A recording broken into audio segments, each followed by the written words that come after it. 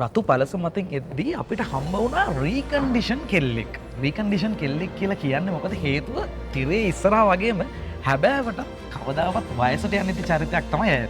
චාන්දනී සෙනවිරත්න මහත්මිය. ආයුබෝවන්. ආයිබුවන් රීකන්ඩිෂන් වෙන්න හදන කෙනෙකෝ.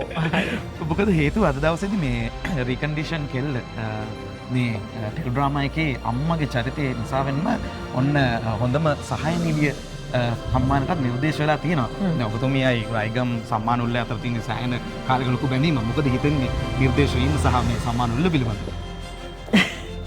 එහෙමයි සම්මාන උළෙල ගැන මම ගොඩාක් අගය කරන සම්මාන උළෙලක්.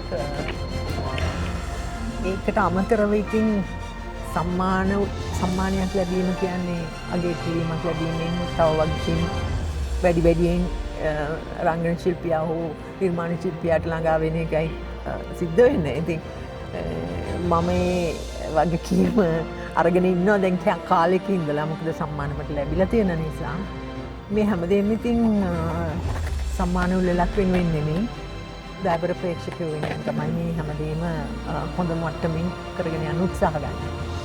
අනිවාර්යෙන්ම සම්මාන කියන්නේ ඇයට අරුමයක් නොවේ. ඉතින් කොහොම වුණත් අද දවසේදී සම්මානයක් අතතිව අපිට සම්මාන රාත්‍රියේ අවසානයේ දකින්න ලැබෙනවා කියලා ප්‍රාර්ථනා කරනවා. බලමු. දන්නේ. බොහොම ස්තුතියි. ස්තුතියි.